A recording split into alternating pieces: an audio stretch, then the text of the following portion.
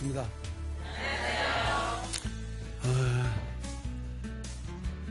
이 강의를 시작한 지가 벌써 6개월이 되었습니다. 이번 시간이 송현 시인의 지혜 발견 마지막 시간입니다. 그래서 마지막 시간이니까 또 제가 이 강의를 하기 전에 다른 얘기마다 생략하더라도 고맙다는 그 사람이 그 고마운 줄은 알아야 되잖아요. 그것도 기본이죠. 그래서 고맙다는 인사를 간단하게 말로나마 몇 사람 거명하면서 고맙다는 말을 해야 하겠습니다. 그래서 첫 번째는 저한테는 스승뻘 되는 그런 분들에게 고마워할 분들이 몇 사람 있습니다. 간단하게 말씀하겠습니다. 저희 젊은 날에 정신적 스승, 저기 계시는 함석헌 선생님도 돌아가셨습니다. 그래서 저런 훌륭한 선생님을 제가 젊은 청년일 때 만나고 온몸으로 받아들였기 때문에 성장할 수 성장하는 밑바탕이 되었기 때문에 저 선생님께 감사드립니다. 그 다음, 또 저 선생님과 같은 시대에 한글 기계와 한글 타작이 발명한 한글 기계화의 아버지 공병호 박사님, 저분도 내가 20년을 따라다니면서 일을 했습니다. 그래서 저 박사님한테도 배운 것이 제 삶의 그 합리적인 생각들, 기본적인 것들, 소중한 많은 것들을 저 공병호 박사님한테 배웠습니다. 그래서 감사드립니다. 그 다음에 또 스승이 계십니다. 저한테 우리 말과 글을 사랑하는 것, 이것이 얼마나 중요한가. 제 나라 말과 글을 사랑하는 것은 제 애비, 제 아버지, 어머니를 사랑하고 제 할머니, 할아버지를 사랑하는 것처럼 그 나라 백성된 도리라는 것을 일깨워준 외솔 최현배 박사님께 고맙다고 감사 인사드립니다. 그리고 저한테 이 수준 높은 제가 이 시간을 통해서 부처님 얘기를 하거나 짤막짤막하게 인용한 불교의 경전 얘기들은 다 제가 그런 걸 저한테 가르쳐준 저의 영적 사부 스승 라즈니 씨, 저는 인도 사람입니다. 저분한테 제가 금강경도 공부했고 반야심경도 공부했고 법구경도 공부했고 42장경, 벽암록 이런 그 달마으로 조사에 관한 얘기들, 이 여러 가지 불교에 관한 수준 높은 경전들을 저 선생님한테 제가 배웠습니다. 그래서 그 배운 미천이 좀 있으니까, 주워 들은 게 좀 있으니까 제가 여기서 좀 아는 척 한 것입니다. 이건 다 이런 훌륭한 선생님들 때문에 제가 조금 성장했기 때문에 오늘 여기에서 이런 특강을 할 수 있었다고 생각합니다.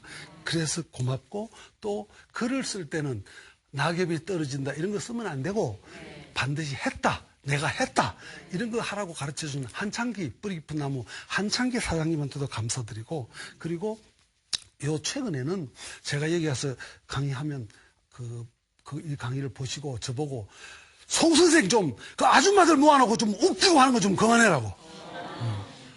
그 격이 떨어진다고. 좀 더 고상하게 품위를 지키면서 해야지. 그거 하지 말라고 나한테 우리 담임 선생님 같은 저희 스승이 한 분 계십니다. 한글학회 김종택 회장님께도 감사드립니다. 그리고 국민학교 문 앞에도 못 가봤는데 소 팔고 논 팔고 해서 저를 대학 공부시켜준 우리 어머니 아버지에게 야, 참 고맙다. 만약에 그때 나를 공부를 안 시켜줬더라면 그럼 어떻게 이런 좋은 자리에 서고 어떻게 공부를 했을까 생각하면 야, 정말로 그 우리 어머니나 부모님이 참 고맙다. 이 말을 이런 기회에 해야 된다고 생각합니다. 자, 그 다음 이건 나의 이제 위에 분번이 높은 스승들이고, 그 다음에 시청자 여러분에게도 고맙게 생각합니다.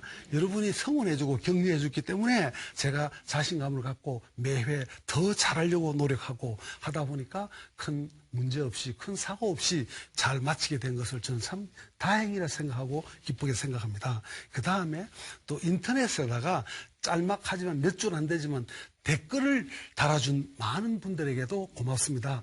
저는 내 연구실에 텔레비전이 없어가지고 이걸 볼 수가 없습니다. 그리고 인터넷으로밖에 볼 수가 없습니다. 지나가고 난 뒤에. 그래서 인터넷에 가서 보면 댓글을 달아주고 격려하는 분들이 적지 않습니다.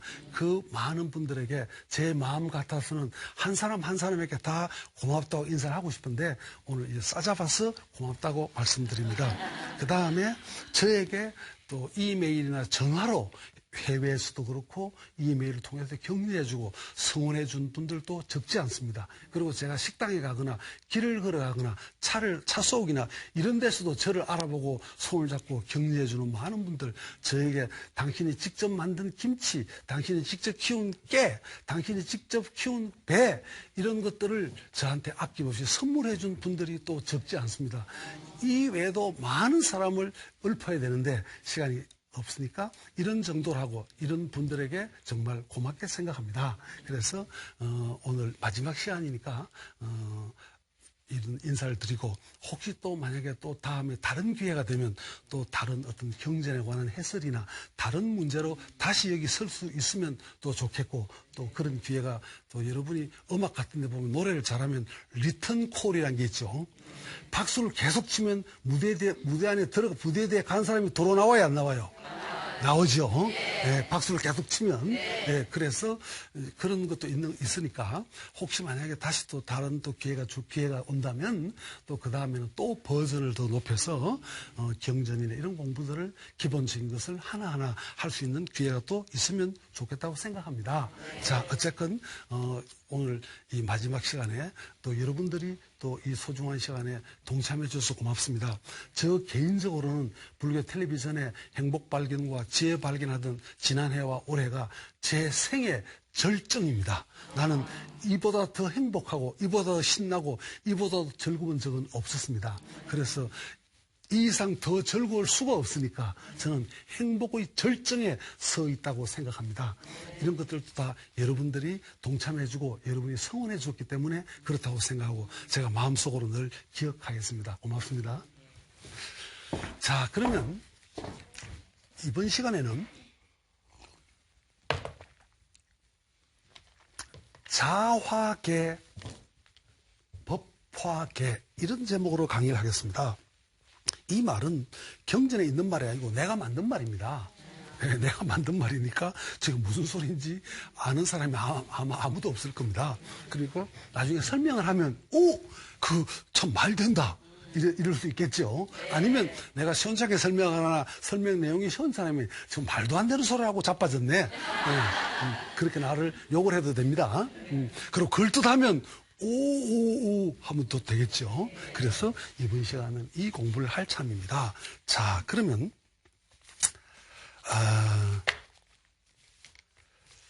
제가 지난번 그 강의한 것이 인터넷에 나오는 걸 보려고 하니까 불교 텔레비전 BTN 홈페이지에 제가 들어가야 됩니다.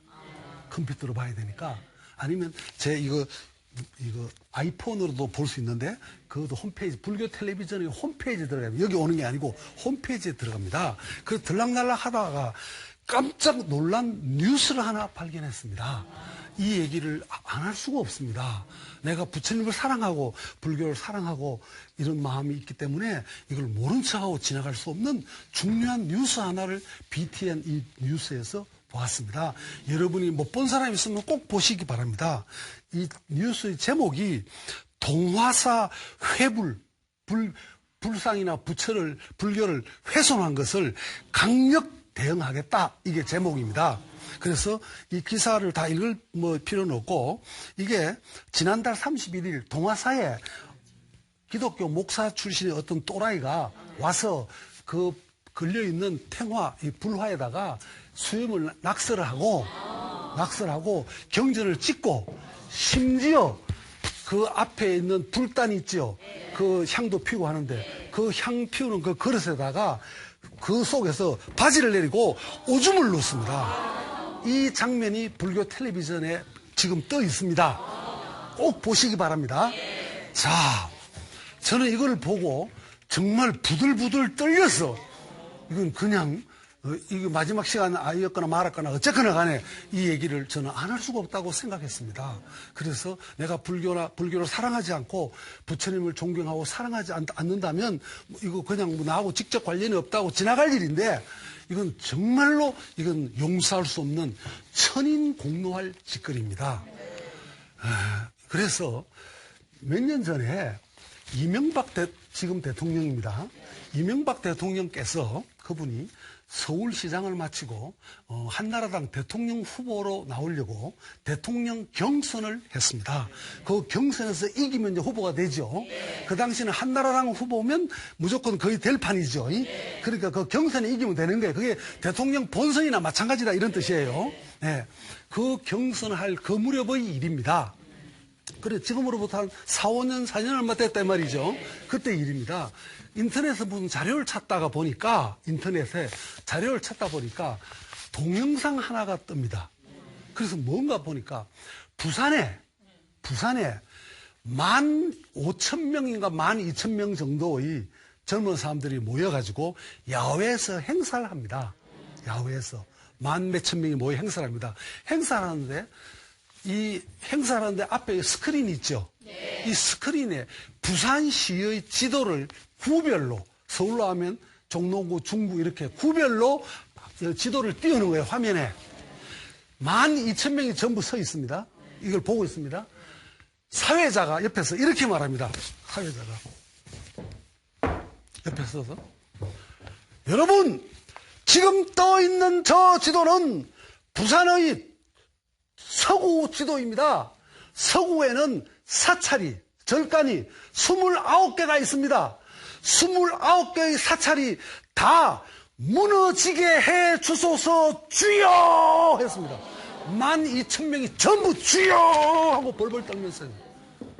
그러고 이 장면이 바뀌었어요. 다음 장면을 또 부산에 구가 여러 개 있죠. 저 지도는 동래구입니다. 저기에는 사찰이 49개가 있습니다.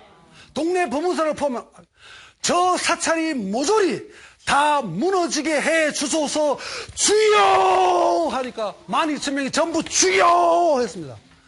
부산시의 지도를 전부 다 띄우고 그렇게 했습니다. 저는 젊은 날에 성경 공부를 20년 했고 함석헌 선생님한테 신학교 교수로 한 사람입니다. 그래서 기독교에 무슨 나쁜 감정이 있는 거 아닙니다. 이건 정의감으로 용서가 되어야 안 돼요. 내가 종교가 없는 사람이라도 이거 상식으로 말이 돼야 안 돼요. 해도 너무했죠. 말도 안 되잖아요.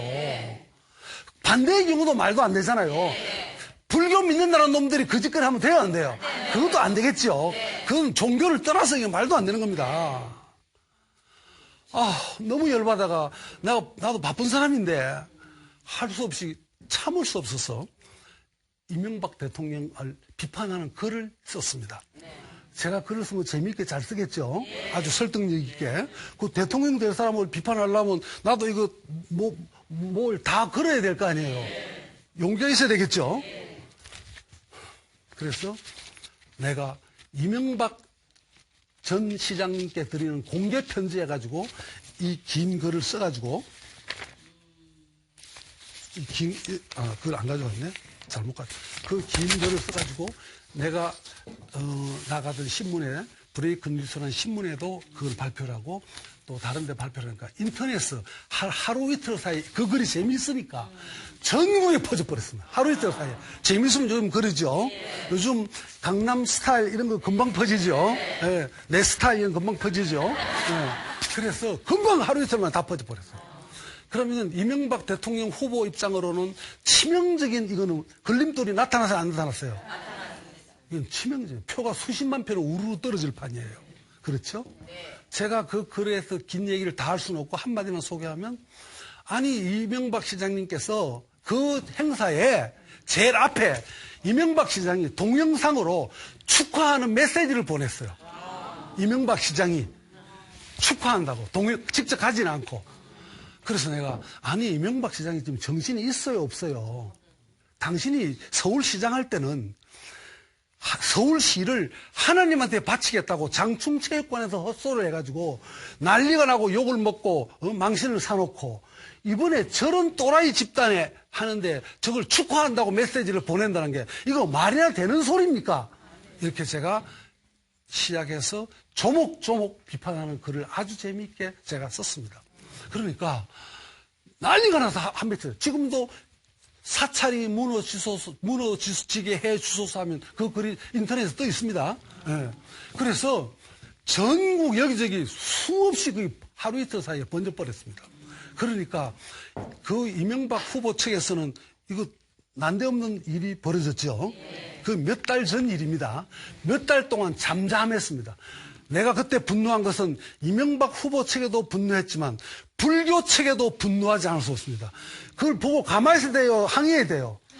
제대로 항의하지 않고 몇 달 동안 가만히 있는 걸 보고 너무너무 기가 막혀서 그래서 나는 정의감 때문에 그걸 비판하는 글을 써가 발표를 하니까 난리가 났습니다. 이건 가만두면 이거는 막 재밌으니까 들불처럼 번질파입니다. 그 글이 선거에 치명적인 악영향을 미치겠죠. 그러니까 이명박 시장께서 저를 성북경찰서에 출판물에 의한 명예훼손으로 고발을 했습니다. 그래서 제가 이제 때가 왔구나. 나는 돈방석에 앉게 됐구나. 왜냐하면 출판물에 의한 명예훼손으로 내가 그 사람들이 변호사는 힘이 세니까 어거지로 나를 꽁꽁 묶어서 집어넣어도 그러면 벌금 한 300만 원에 500만 원만 내면 됩니다. 네. 그러면 내가 그 정도 낼 돈은 있습니다. 그거보다 많은 돈은 없지만 그래서 그 정도 내고 내가 그 벌금을 내고 당합니다. 그 대신 당하면 내가 이제 이왕 당하고 벌금 냈으니까 나는 이판 사판 그 불교 말입니다. 이판 사판이에요. 그러면 죽기 살기로 이제 한 번 더 덤벼 말어. 덤벼야지. 이왕 벌금도 안 했는데. 그래서 그럼 나는 이제 그러면 내 책은 이제 베스트셀러가 돼요. 그러면 벌금 500만 원 아니라 5천만 원 5억이 생깁니다. 내가 이기죠. 이게 잘 됐다. 잘 됐다. 그랬는데 그 자세한 얘기는 시간이 없으니까 결론만 말하면 저쪽에서 실무 책임자하고 저하고 단둘이 만나가 담판을 했습니다. 만나가지고 제가 이렇게 말했습니다. 이건 내가 정의감으로 한 거기 때문에 틀린 말 한마디도 없고 이게 헛소리면 어떻게 이게 번지냐. 그러니까 나는 자신 있다. 당신들이 힘이 세니까 끝발이 세니까 나 같은 이름 없는 작가 시인 똘똘 묶어도 벌금 300만 원 500만 원 내면 된다. 그러나 내가 죽기 살기로 한 번 더 댐비가 글을 더 까는 글을 한 번 더 쓰면 내 책이 베스트셀러가 되면 나는 돈방석에 앉는다. 그럼 한 판 붙으면 누가 이길까? 이랬어요. 제가 그렇게 말했습니다. 그래서 결론이 뭐냐. 선생님, 선거를 앞두고 이거 치면 안 됩니다. 이러면 선생님 우리 사이좋게 지냅시다. 사이좋게 지내기로 하고 그걸 마무리가 지었습니다. 내가 사이좋게 지내겠다는 말은 그 나무의 큰 잔치를 내가 망치면 또 안 되겠죠. 그러면 철천지 원수가 되고 그 있는 빌붙어 있는 사람들이 전부 나를 가만히 두겠어요. 이렇게까지 일을 크게는 안 하고 싶으니까 그 정도면 내가 할 일은 다 했다 생각했습니다. 그래서 그게 사이좋게 지내기로 하고 그게 무마가 됐습니다. 사이좋게 지내기로 하고 난 지금도 사이 좋은지 안 좋은지 그걸 모르겠어요. 근데 그 일이 있고 난 뒤에도 불교계에서는 잠잠했습니다. 한국 불교계가 정말 정신 차리지 않으면 안 됩니다. 그래서 그 일이 있고 난 뒤에 그러면 불교계에서 그거 알면 나한테 훈장은 못 줘도 송인선 우리가 할 일을 대신해서 속이 시원해요. 좋아요. 표창장은 못 줘도 술을 한 잔 사야 안 돼요? 짜장면 하나 사야 되잖아요. 나한테 전화 한 통 하는 사람이 없어. 야, 정말 이 나쁜 사람, 이거 수준 미달 사람들이 많아요. 그래서, 그랬는데, 약 6개월쯤 뒤인가, 그건 정확히 모르겠어요. 한 6개월쯤 뒤에, 부산서 18개 종단인가 불교 종단이 대표들이 모여가지고, 그 규탄 대회를 했어요. 그 6개월 뒤에. 나는 참 앞선 사람 맞지요? 위험하긴 하지만. 내 마누라가 들었으면 이거는 조마조마 안 하겠어요? 깜빡 갈 일밖에 없어. 그렇지만 나도 지금까지 살아온 게 이런 스승한테 배운 게 한 인간으로 이 시대에 나서 올바로 살고 가치 있게 살아야 하기 때문에 그걸 부처님께서는 2600년 전에 그 타워 팰리스보다 더 좋죠. 그 궁전은. 더 좋은 게 아니야. 그거 100개보다 더 좋아. 그걸 다 버리고 더 가치 있는 삶을 산 것을 내가 배웠기 때문에. 그래서 그랬습니다. 그래서 그런 사람인데 어제 그 동화사 그 법당에 가서 이걸 꺼내놓고 오줌을 누는 장면을 한번 꼭 보시라고요. 이걸 보고 불자들이 가만히 있으면 안 됩니다. 그렇잖아요. 이걸 강력히 항의해야 될 거 아니에요. 반대로 한번 생각해봐요. 만약에 어떤 불자 중에 정신 나간 놈이 교회에 가서 십자가 앞에 오줌을 놓았다면 지금 무슨 일이 벌어질 것 같아요. 전국이 마비가 될 거 아니에요. 전국이. 규탄돼야 한다고. 왜 불자들은 그런 어마어마한 일을 당하고도 가만히 있고 불교 텔레비전에 그 뉴스로 나와 있다고. 이 불교 텔레비전에. 이 분노할 일 아닙니까? 이거는 불자 아니라도 상식적으로라도 이거는 정의감으로라도 이걸 가만히 있으면 안 되는 일입니다. 그래서 저는 이 마지막 시간, 이 귀한 시간이지만 이런 얘기를 안 할 수가 없는 것입니다. 그래서 이걸 며칠 전에 봤어요. 보고 봤는데 연합뉴스라고 그러는 연합통신, 통신사 제일 큰 거죠. 거기에서 매년 인물 사진이 나옵니다. 한국의 인물, 그 이름 있는 사람, 실력 있는 뭐 이런 사람을 한 2만 몇 명을 선정해가지고 이만큼 두꺼운 책이 나와요. 거기도 저도 올라 있는데 거기서 매회 나오니까 정보가 바뀌거나 주소가 틀리면 고쳐야 되죠. 그런 거 하려고 나한테 이것저것 선생님 그 사이에 뭐 주소가 바뀌었거나 직장이 바뀐 거 없어요? 물었어요. 종교란 종교 쓰죠. 그걸 질문해 왔습니다. 근데 아까 그 법당에 오줌 누는 장면을 보고 난 뒤였습니다. 지금 열받아, 열 안 받아? 불교라고 써라 이랬습니다. 선생님 종교가 뭐냐고. 불교라고 써라 그랬어요. 이게 정의감 때문에. 화나잖아요. 이 정말 불교 믿는 분들은 제대로 공부해야 되고, 실력을 쌓아야 되고, 마음만가 되는 거 아닙니다. 실력을 쌓아야 됩니다. 공부를 제대로 해야 됩니다. 그러지 않으면 이 불교를 지킬 수가 없다는 사실입니다. 제가 이 강의 처음 시작할 때 애매한 거 정했죠. 그 중에 하나가 뭐예요? 내 강의하는 게 공감하고 감동하고 제대로 했으면 나한테 짜장면 하나 정도나 차 한잔 사는 거 가능하다 했죠. 할 수 있잖아요. 그거 하라 했죠. 그걸 하면 그 사람 수가 많을 거니까 내가 짜장면 한 그릇 먹으면 되잖아요. 그건 수십, 100명, 200명, 300명을 내가 먹을 수 없으니까 그 대신에 불교 텔레비전에 ARS 눌러달라 했잖아요. 왜 그랬습니까? 한국 불교를 지키려면 불교 텔레비전이 살지 않으면 한국 불교를 지킬 수 없다는 사실입니다. 지금은 어느 나라거나 세계적으로 제일 큰 영향력을 미치는 것은 군대가 아니고 언론입니다. 언론에서 가만히 있으면 아무도 모르잖아요. 언론이 시퍼렇게 살아있어야 우리가 잠자는 시간에도 이 불교를 지키고 부처님의 불법을 지키고 팔만대장경을 지켜야 될 거 아닙니까? 아니면 법당에 와서 대낮에 와서 목사는 놈 자식이 했던 놈이 그 오줌 싸고 하는 걸 내버려 두는 세상이면 장경과 팔만대장경에 어떤 놈이 와서 어느 미친놈이 와서 불 싸지르면 어떡합니까? 이 말이 되는 소리입니까? 안 되잖아요. 그러려니까 결국은 우리 개인의 힘은 약하니까 불교 텔레비전이 이건 전 세계에서 유일한 가장 강력한 불교 텔레비전입니다. 그래서 이 텔레비전이 혹시 여러분 중에는 덜 어떤 게 마음에 안 드는 게 있을지 모르지만 그렇다 하더라도 큰 원칙의 면에서는 이걸 살려야 죽기 살기로 불자들이 힘을 합쳐서 이 불교 텔레비전 살려야 이게 불교를 지키는 파수꾼이고 부처님의 법을 지키는 파수꾼이 되고 이 나라의 불국 정토를 만드는 초석이 되고 이건 군대가 되는 것입니다. 이걸 못 지키면 안 됩니다. 그래서 오늘 또 마찬가지로 이 마지막 시간이지만 처음 약속한 대로 제 얘기 듣고 감동하거나 공감하면 반드시 ARS 한번 눌러주시기 바랍니다. 내가 이 얘기를 이렇게 자신만만하게 할 수 있는 것은 나도 꿀리는 게 아무것도 없기 때문에 내가 구리는 데도 없고 나한테 이해간 게 아무것도 없기 때문에 말하는 것입니다. 제 말 이해합니까? 네. 그래서 정말 불자들은 이 방송을 귀담아 듣고 아하 오늘 반드시 가서 불교 텔레비전 홈페이지에 가서 그 오줌 누는 장면이 그 카메라 있잖아요. 그 뭐라 그래요? CCTV 그 찍힌 게 그대로 나옵니다. 오줌 누는 거예요. 이제 들고 그대로 나와요. 이걸 여러분이 보시기 바랍니다. 이걸 봐하고, 야, 이 세상이 이거 어떻게 돌아가구나 해야 될 거 아니에요.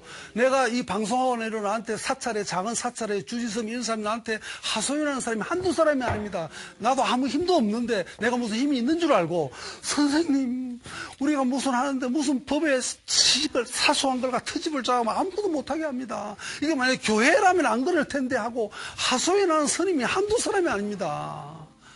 이거 여러분 정말 이거는 가만히 있으면 안 됩니다. 여러분이 이 문제의 진상을 올바로 알고 불교계에서 힘 있는 사람들, 상류층에 있는 사람들이 이거 정말 머리를 맞대고 어떻게 이 중요한 문제를 풀어나가는가, 이거는 대책을 세워야 되겠죠. 그리고 그 문제뿐 아니라 다른 문제도 불교계가 안고 있는 게 문제가 많이 있습니다. 여러 가지 문제들을 이걸 어떻게 해야 되는가, 이래야 이 부처님의 불법을 지키고 이걸 더 널리 전 세계에 퍼뜨리고 할 것 아닙니까? 우리 시대에만 부처님을 공부하고 우리가 죽고 나면 다 불교가 망해도 된다? 아니에요. 그러면 안 됩니다. 그래서 제가 이 마지막 시간이지만 이 얘기를 안 할 수가 없어서 한 것입니다. 자, 그러면 다음은 법구경. 법구경, 그 제목 그대로 법이란 말이, 법구경할 때 법이란 말이 불법, 진리란 말, 부처님의 진리란 말입니다. 법, 구란 말은 구절, 문장의 한 구절, 한 구절, 그렇게 진리의 구절들 이런 말입니다. 일반적으로 쉽게 풀이하면 그렇게 해석할 수 있습니다. 그러니까 이제 법구경은 여러분 아시다시피 금강경이나 반야심경이나처럼 일반적으로 많이 알려져 있고 널리 알려져 있습니다. 그런데 반야심경과 금강경이 이건 약간 관념적이고 더 본질적인 문제를 주로 언급했다라고 말한다면, 법구경은 그것보다는 실제 우리가 더 구체적인 거, 이런 언급을 한 게 많기 때문에 어떤 사람은 법구경을 반야심경이나 금강보다 약간 낮춰보는 수가 있습니다. 예. 근데 이 법구경이 우리나라에는 그동안에는 한문으로 된 것을 한글로 번역했습니다. 한역본을 보고 우리가 번역했습니다. 그런데 그 한역본을 한글로 번역한 것들이 그동안에 있는데, 그것들의 대부분이 보면 번역한 사람이 그 이유는 모르겠습니다. 실력이 없어서 그런지 뭔 뜻인지 모르겠는데 너무 그걸 도덕적 규범으로 그걸 해석하려고, 도덕적으로 해석하려고 해서 또 그 화장을 한 언니 같아요.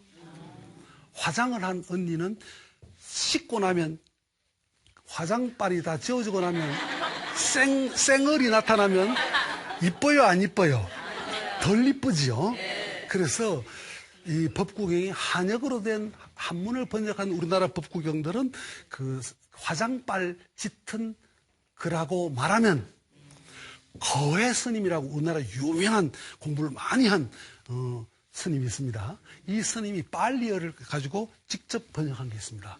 이것은 막 세수를 뽀독뽀독하고 한 이쁜 언니, 신선한 수채화 같은 언니를 보는 것처럼 이 법구경 번역이 참 신선하고 좋습니다.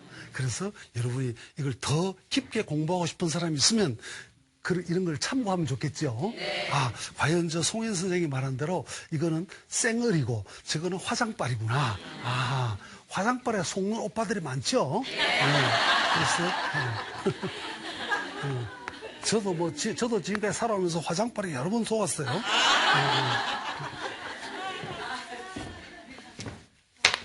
자, 그러면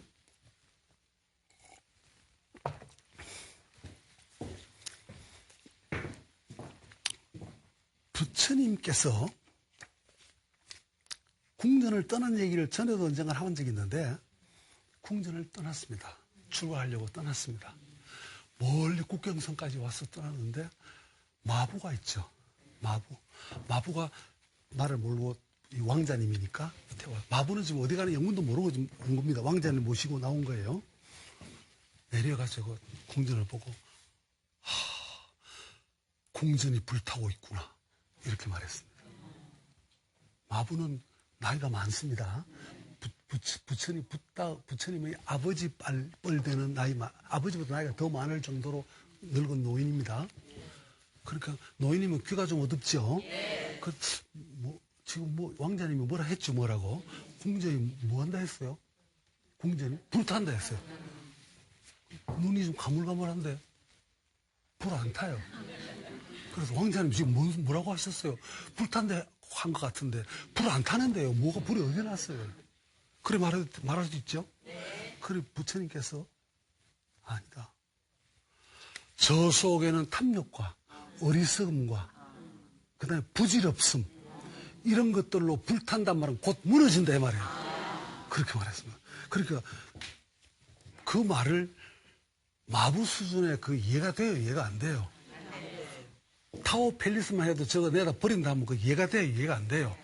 이해가 안 되잖아요. 마부 수준은 이해가 안 됩니다. 그래서 이해가 안 되니까 의아하고 있는데 부처님께서 이렇게 말했습니다. 나는 이제 집을 떠나는데 어디로 가냐 하면 무의식 하는 의식입니다. 의식을 추구하기 위해서 떠난다 이렇게 말했습니다. 이거 어려운 말입니다. 이거 어려운 얘기입니다. 의식을 추구하기 위해서 떠난다 이렇게 말했습니다. 그러니까 그 무식한 마부가 그 말이 이해가 돼야 안 돼요. 이건 전혀 안 되는 말입니다. 그래서 안 되니까 마부는 이렇게 말했습니다. 태자 왕자님, 저 좋은 궁전과 아름다운 공주들, 그 화려한 정원들, 이걸 다 두고 가기는 어디로 가신단 말입니까? 하고 못 가라 했습니다. 그래 부처님께서는 아니다 하고 이거 네가 타고 궁전으로 돌아가라고 보내고 이걸 떠나게 된 것입니다.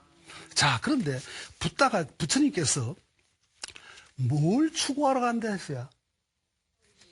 의식을 추구하러 간다고요. 진리를 추구하러 간다 안 했습니다. 신을 만나러 간다 안 했습니다.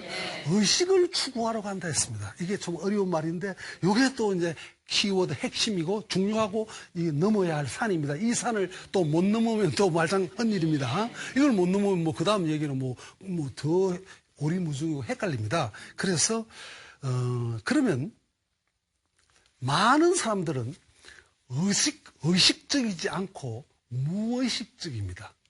많은 사람들은 무의식적으로 하는 거예요. 그냥 어제 하는 대로 습관대로 하는 거예요. 어제 한 대로 그냥 습관대로 아침에 일어나고 습관대로 밥 먹고 하는 거예요. 이건 의식적으로 하는 게 아닙니다. 무의식적으로 하는 것입니다. 무의식적으로 하는 사람의 공통점 중에 하나가 무의식적으로 하기 때문에 뭘 제대로 보지 못하고 쉽게 믿는 경향이 있습니다. 쉽게. 천당 간다 하니까 쉽게 믿습니다, 그냥. 그럼 믿으면 좋겠죠? 가면 좋을 거 아니에요. 예, 그래서 믿는 거예요. 부처님께서는 믿는다가 아니고 의식을 추구한다 했습니다. 무의식적인 사람들은 맹목적으로 이것저것 잘 믿는데 의식을 추구한단 말은 의식을 추구하려니까 늘 깨어 있어야 돼요? 안 깨어 있어야 돼요? 깨어 있어야 됩니다. 나는 나 정도 되면 내가 지금 강의를 하면서 강의를 하는 나하고 이 강의하는 내 모습을 여위에서 보고 있는 나가 있습니다. 이거는 연극 배우도 마찬가지고 무대 예술하는 사람 다 똑같습니다. 심성전을 연기하는 여자 배우는 심성전을 하면서 늘 이거 내가 너무 지나치게 오버 액션 하는지 아니면 이거 우려할 때 더 우려야 돼요. 이걸 늘 또 알고 있어야 되죠. 우는 것은 배우지요. 이것도 그걸 말고 또 다른 하나가 또 자기를 내려다봐야 되겠죠. 나는 이 강의를 열심히 하면서 이 강의를 내려다보는 송현이가 여기에 또 하나 있어요. 그래서 나는 하면서도 어떤 때는 앞으로 더 가는 게 좋겠구나. 여기서 멈춰야 되겠구나. 어떤 제수어를 강하게 써야 되겠구나. 목이 마르니까 물을 마셔야 되겠구나. 아까 마신 너무 자주 마시구나. 이런 걸 여기서 통제하는 나가 또 하나 있습니다. 이걸 나를 여기 띄워놓은 겁니다. 이거 주시하는 나가 있는 거예요. 그래서 이걸 이제 의식적인 사람은 깨어 있어야 되니까 깨어 있으려 하면 나를 주시하는 나가 하나 있어야 된다 이 말이에요. 그게 이제 깨어 있는 거예요. 그걸 지키는 거예요. 그런데 많은 사람들은 나 혼자밖에 없어요. 여기 있는 게 없다고요. 그러니까 무의식적으로 그냥 아무렇지나 우리 어제 본 사람으로 생각해요. 어제 본 언니야, 어제 본 남편이야, 어제 본 시어머니야. 그렇게 생각하죠. 이건 다 무의식적으로 하는 겁니다. 이게 잘못된 겁니다. 왜냐하면 유명한 헤라클레이토스가 한 말을 다시 또 하면 같은 강물에 2번 발 담글 수 있다 없다? 없다. 내가 이 선 자리는 어제 그 자리인데 이 지나가는 물은 어제 그 물이 아니죠. 어제가 아니야. 조금 전 물도 아니죠. 조금 전 물은 저기 갔어. 지금 말하는 순간에도 이 물은 새물이 와요 안 와요? 와요. 오죠. 이렇게 계속 변하고 있는데 자 그런데 의식적으로 깨어 있어야 그런 걸 알겠죠. 그러면 우리가 조금 전에 만났다 하더라도 매 순간순간 이것은 새로운 사람입니다. 새로운 겁니다.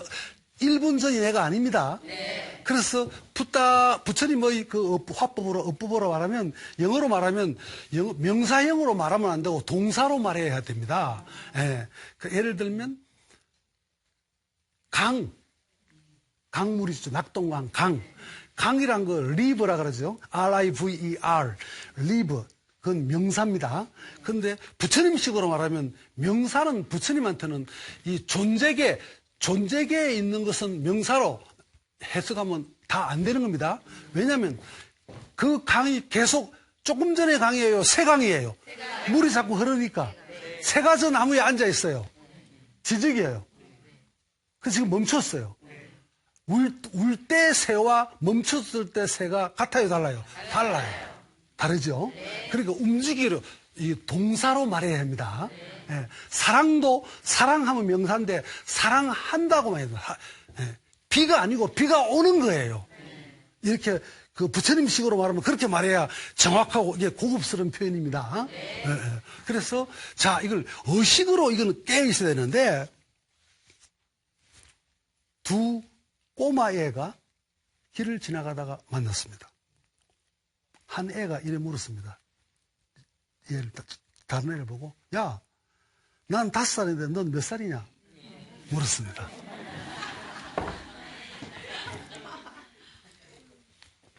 그러니까 얘가 몰라? 나는 5살인데 니는 몇 살이고 하니까 몰라 이랬어요. 그러니까 얘가 또 물었어요. 너 혹시 여자에 대해서 생각해 본 적 있나? 그렇게 물었습니다. 그렇게 그건 아니 했습니다. 아 그럼 넌 4살이야. 나보다 한 수 아래다 이 말이죠.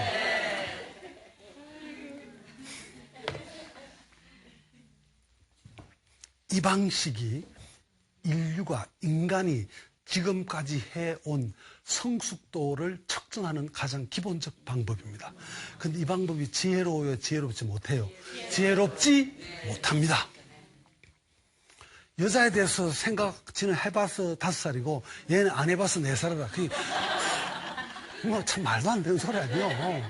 말도 안 되잖아요, 이게. 근데 말도 안 되는 짓거리를 이 지상의 인간들이 하면서 살고 있다, 이 말입니다. 이 애가 바보가 아니에요. 바보가 아니에요. 어떤 술집에 잘생긴 오빠가 술 마시고 있었어요. 술 마시는데 독주를 2잔을 시켰습니다. 혼자인데. 2잔을 시켰습니다. 그 2잔을 시켜 먹으면서 한 잔 마시고 또 한 잔 마셨습니다. 종업원이 이상하잖아요. 아니, 그래서, 선생님, 왜 2잔을 시켜 마십니까? 혼자서 2잔을 다 마시는 건데. 그럴 바에는 차라리 꽃배기, 따블로, 또 양주는 또 따블이죠. 따블로 시켜가 한 잔 한꺼번에 마시면 더 좋을 텐데요? 이랬습니다. 그러니까 이 오빠가 내가 사랑하고 좋아하는 내 친구가 있었는데, 친구가 죽었다. 그래서 죽으면서 나한테 부탁을 했다. 앞으로 술 마실 일 있으면 내 목까지 네가 2잔씩 한 잔 먹어달라고. 그래서 그럼 2잔 되죠? 그 말 돼요? 말 안 돼요? 말이 되죠? 그런데 며칠 뒤에 또 그 오빠가 또 술 마시러 왔어요. 오늘은 한 잔만 시켰어요. 이제 이상하네요. 그러면 이 종업원이 또 물어야 되겠죠? 선생님. 그 친구 목소는 왜 안 마십니까? 그래서 2잔 마셔야 되는데. 그러니까 이 오빠가 이렇게 말했습니다. 지금 마시는 이거는 내 술이 아니고 그 친구 술을 마시는 거다. 알아듣겠어요? 한마디 더 했어요. 내가 오늘 차를 가져왔기 때문에 음주운전에 걸리면 안 되니까. 그래서 인간이 참 교활해요, 안 교활해요? 교활한 거라고. 교활해요, 교활해. 이게 많이 배운 인간일수록 이렇게 교활해요. 머리 나쁜 놈은 머리가 이렇게 잘 돌아가요, 안 돌아가요? 안 돌아가요. 안 돌아가요. 어벙애가 안 돌아가요. 머리 좋은 놈이라 이 순발력 이렇게 탁탁 하겠죠. 이 인간이 이렇게 교활한 거요. 야, 참, 정말 참 희한한 이거 다 있죠. 자, 그래서, 그러면, 좀 시간이 다 됐는데, 결론을 맺겠습니다. 부처님께서 유언으로 하신 말씀, 대표적인 거 다 알죠? 조금 돌아가시면서 하신 말씀이, 자등명, 법등명이라 했습니다. 자등명, 그대 스스로 등불, 명 밝혀라. 그 다음 또 하나, 법등명, 부처님 말씀의 등불을 밝혀라. 자등명, 법등명, 그렇게 했습니다. 그러면 우리가 엄마가 하는 말이나 어른이 하는 말을 그 말 속에 숨어있는 뜻도 알아들으면 더 좋죠. 그걸 못 알아들으면 바보죠. 엄마가 아이 보고 학교 잘 갔다 와라 하면 학교만 갔다 오면 돼요. 그 말 속에 공부도 열심히 하란 말이 포함되어 있어요, 안 포함되어 있어요? 근데 얘가 학교만 잘 갔다 왔어요. 그러면 안 되죠. 부처님 말씀도 그렇게 그래 들을 줄 알아야 됩니다. 자등명, 법등명, 그대 자신의 등불을 밝히고 내가 죽고 없으니까 이제 법의 등불 2개를 밝혀가지고 또라이 짓 하지 말고 이 무명의 세계를 잘 살아라 이렇게 말했습니다. 그랬는데 내가 부처님 공부를 많이 하니까 숨어있는 말이 뭔가 그 뒤에 엄마가 야 학교 잘 갔다 와라. 그 속에는 공부도 열심히 하고 요 말이 숨어있지요. 그 정도 알아들어야 되죠. 마찬가지로 부처님께서도 자등명 법등명 했는데 그 사이에 숨어있는 말이 있어. 그게 뭔지 계속 곰곰이 생각하다가 저 말인 것 같아. 이건 금강경에 있는 말이랬어요? 아니에요. 내가 만든 말이었어. 자화계. 그대의 꽃을 피우고 개화, 꽃을 피우고 법의 꽃을 피워라. 등불만 켜고 가만히 있으면 돼요, 안 돼요? 학교만 갔다 오면 돼요, 안 돼요? 공부도 열심히 해야 되죠. 저게 그 부처님이 저 말은 안 하신 것 같아. 내가 이게 짐작한 겁니다. 말이 돼야 안 돼요. 그죠? 자등명, 법등명 하고 그대의 등불로 삼고 법을 등불로 삼고 또 그대의 꽃을 피우고 법의 꽃을 피워라. 여러분 이빨이 딱 맞아 안 맞아요? 맞아요. 그 말은 얘야 학교에 가서 잘 갔다 오고 공부도 열심히 해라. 그 말하고 합친 거죠. 그래서 내가 생각한 말입니다. 말 되죠? 자, 그러면 이번 시간에는 이 핵심이 부처님 말씀에 자등명, 법등명 한 것에다가 자화계, 법화계 그대 등불만 켜고 돌아다닐 게 아니라 꽃도 피워라 하는 말을 부처님께서 생략하시고 싶어. 그래서 이건 내가 한 말이니까 여러분들이나 공부 많이 하는 사람이 좀 더 곰곰이 생각해보면 되겠죠. 아, 저 사람 말이 맞는 것 같아. 저 말도 안 된다. 이거는 여러분에게 내가 마지막으로 과제로 남겨놓습니다. 자, 그동안에 고맙습니다. 오늘 수업 마치겠습니다.